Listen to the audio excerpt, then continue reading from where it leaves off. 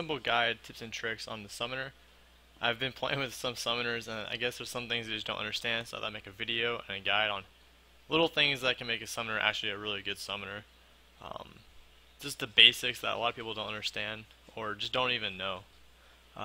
Just for a good starter, if you look at the pet abilities, there you have sick, and then you have obey. When you use a pet, you want him to be always on obey on a target that you're attacking. The reason for it is, if you watch him, if you tell him to go attack a dummy, for instance, you make him go, if you use sick, right? He's going to use all the abilities on here, no matter what. So he's going to do your single target, then he's going to do AoE, and then he will use your contagion, which is your increases your dots, all your dots by 15 seconds. I don't have a dot on there, but he's going to use it anyways because it's up. That's what sick does. You can use sick for leveling just to kill things faster, but when you get to end game, you're going to need him to definitely be just whatever you want him to do. And the easy fix is all you do is, the best way it is to keybind it. Keybind your obey, okay? You go there and you just hit Shift F, like what I have it for, okay? What's gonna happen is then he'll stop using all these abilities. And for instance, one of the main reasons why you don't want to do this is because if you're on turn 4, for instance, you have to have all the ads grouped up to AoE him down. If you have him have sick, if he's on sick right now, he will use the shockwave and he'll push ad out of the AoE that you're AoEing down, which then will maybe cause you to wipe due to the fact the mechanics of that fight. It's very imperative to have that on control at all times. It's one of the things that summoners don't understand. They just have their pet attack and then use all the abilities. They just don't get it. Having contagion up at all times and using it whenever you need to is a great time for a summoner to use its burst. And when I say burst, is like you use raging strikes, which increases your damage with your dots. You put all 4 dots on it while raging strikes is up, and then use contagion. Due to the fact that if raging strikes drops, the dots that were used will still continually do damage. It doesn't drop after the raging strike drops. So having that up is really good. Plus then you add another 15 seconds to it. That leaves you with 33 seconds about where you don't need to cast any dots and you can cast Ruin, Fester over and over and over, which will increase your maximum damage output. Also during this time, it'd be great to use Rouse. This increases your pet's damage by 40%, which is really nice. It's very, very strong. Then now your pet's doing a lot more damage, and you're doing a lot more damage. And you should be averaging with that about, with endgame gear, with like crafted gear for instance, like what I have. You'll have an optimal about 360 to 370 DPS while everything's up. That's just the average. You can maybe go higher if you get a lot of good crits, because Fester will create about 12 to 1300 damage, which is a huge increase. And then your dots, I've seen one of my dots crit, because I've done it before with all my dots single target, and I think the highest one I saw crit once was like almost 200. So like there's just one dot, and another dot will crit maybe another 170. So it's a huge amount of damage burst. That's one of the little things people don't understand. Also, you have pet move, or place, I guess you could call it, and that's another one you want to keep behind. Just having your pet be able to move from one spot to another will help position it better, because the ads that spawn, for instance, in the same fight, turn 4, will attack the closest target if nothing's attacking it, or if a healer doesn't heal. So if you put your pet right next to a boss or a mob that's going to spawn, it's going to attack your pet, which then is going to make it a little bit harder for the tank to pick up. And especially if you don't move him and then you have it on sick, he'll push the ad away, and if he pushes one of the spiders into like a dreadnought, the dreadnought gets stronger, and it just makes it really hard for the fight. It's the little things that make a summoner a good or bad. Just having that right there, being able to control your pet, will make you a decent summoner. Another good thing to do with your summoner is we have a lot of we have a lot of minute to 3 minute cooldowns. Like, you need to have these up and down at all times. For instance, Aether Flow should always be down. You should always have 3 stacks before the pull, and it should be up. You always want this down just because it will give you the stacks to cause Fester or Bane, and if you're having some fights, you might need to use Energy Drain to get mana back. And then just other things like Spur, Rouse, Eye for an Eye, Virus, your pet's ability, and Kindle. For instance, a great AoE ability is like 400 damage. If you have it buffed, it's like almost 500 to 600 if it crits. It's really good. Just what I do is, if you go to the HUD layout, if you look at it, it looks a little bit clunky, a little bit on the bottom. All I did was I made the 2 action bars really small, and then I have my abilities right there. and then I have a few abilities right here because I don't want to make it. I don't want to go too high up. I don't want to be my action bar is on the up here, my progress bar, because you want this general location, this big square, and then actually when you're really fighting, you actually have like a bigger square, just to be solid blank where there's nothing in the way. So have a nice, you have a nice like picture of the area. Because some fights has a lot of AOE, and you want to be able to see it. You don't want everything, your UI, your action bars to be too big and then clogging up your whole screen where you can barely see because your UI is in the way or something. Also chat, like I have my bar coming right here. I can bring my chat out long ways, all the way out here, and it won't bother me.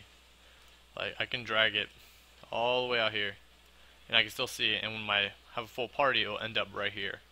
So I can keep my chat out if I want to. If we're all mumble, I just make it smaller, so now I have this big area over here I can also see. It just helps you a lot with just being able to see the fight. Another thing is key binding. You're going to need to learn how to get everything keybound as a summoner. You have a lot of moves and a lot of abilities that need to be keybind. I think, what is that, 2, 4, 6, I don't know, I'm not going to count. I have probably about almost 20 to 30 key bindings on the summoner. It's not that much. Like if you're playing WoW and you have macros, this game doesn't really have too much good macros at the moment. But it's just good to have key bindings because clicking, well, you will not be able to do that well in game with clicking. Also, what I did was too, right? You see I have rouse here and I have rouse here. What I did was I made another action bar, okay? And what I did was I made the action bar the biggest while I had my other action bar the smallest. And what I did was I had all my big spells right in the front. Doing so, I can see when, say for instance, I use Ether Flow, I can see it on cooldown. I still have a keybound, but I have another one just to see how long the cooldown will be. So I can give me an idea instead of trying to like find out my little things like what cooldowns they'll have, and I just look across here if I have anything I can use. You can organize it the best way you want. I usually don't care too much, but if you want to, you can put like your small cooldowns over here and let it increase to bigger cooldowns, so like 60 seconds, then 90, then a minute, 2 minutes, 2 minutes, then all the way to 3 if you want to. Also what I have is, if you look at the HUD layout one more time, I have my limit gauge right above my health bar, and then my progress right there. So if you look at this little, I guess you can call it like a little pyramid or triangle of just small, like just as small as it can be. So I can, except for the action bar, hot 3 bar, so I can see my cooldowns. It just, you get more view. You don't want your whole screen to be taken by UI. You want everything to be small. Another thing you can do is, for other classes that are watching this, if you're like a bard for instance, if you put an action bar right here too, like I did with this one, and you put the ability right here, like your 2 abilities that are procced. I believe it's heavy. No, it's not heavy shot. Heavy shot procs it though. And whenever you're like using like a dragoon or anything that has like proc abilities, and it's kind of hard to see them, you can bring an action bar right here. You can make it big. Okay. You hit save. Go to character configuration, action bars. Hit 8. Display. Hide. Right. So now you have your action bar here. If you put this ability, I have it locked. If you put, like for instance, this ability right here, right, then you hit hide unslotted, now that ability is there. So anytime that you cast an ability, like, oh, and it procced, this thing will start glowing, and then you come down, you use your key bindings to use it. So then this will show you when it's glowing. It's really cool for like, archers or dragoons, I believe, that have procs also. And maybe a paladin, if for like anything. I think paladin has some. I'm not exactly sure again, but you can use this to see the procs better than having this little tiny thing glowing like, oh, I missed it. You can have this big icon right here in the middle of your screen like, oh, it's proc, bam, got it. It's pretty good. I like it a lot. I do that with some classes that I've been leveling, but not too much. I move this. Okay. But that's some things you can do. I really have seen summoners not understand how to use a pet, and their pet would always die. And I've done the math, and my pet does about 20% of my DPS. So without a pet, you're doing about 20% less damage, which is actually a huge chunk of your damage, because I'm not counting the 2 cooldowns you have for your pet to do more damage. And then the AoE ability he has, where he does almost like 400, 500 damage. Like you can see him right now attacking. I forgot top attack. It's like doing 184. It's like 60 DPS per second almost. It's pretty big. That's pretty much the basics of just your pet and your key bindings. Another thing a lot of people don't understand, I've seen people not understand, is spell speed for a summoner isn't good. It's it's like probably the worst stat. I would actually want to take mind over spell speed just so I can off heal more than just casting. Because spell speed doesn't, like if you played WoW before, spell speed doesn't increase the tick. Okay, so for instance in WoW, haste, if you had enough haste, your dots will tick an extra tick. So like say for instance it's 18 seconds and you don't have no haste, and it'll take 6 seconds 6 times every 3 seconds, right?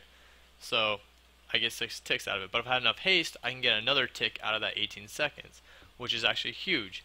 Well, in this game, spell speed only affects casting, and that's it. So since we're not really much of a caster because our rune only has like 80 potency, which is really not that much, it's more that we want intelligence because we want the damage increase, then we want determination because we want more damage, and then we want higher crit.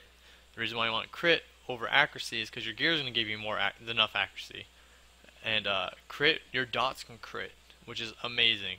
Having your dots be able to crit is a huge DPS gain. It's probably like one of the biggest ones. Determination is the reason why it's higher than crit, is because crit does have a global cooldown where after enough crits it will go off cooldown. You have to wait for a while for it to go back up.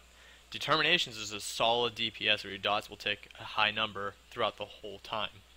And that's mostly it. Then if you have if you do go crafted gear, if you have it between if you always want to go through that. You want to go int, determination, crit, accuracy, in my opinion, mind, then spell speed. But you can only do so much with that. I understand people don't have enough money to make crafting gear. I understand that.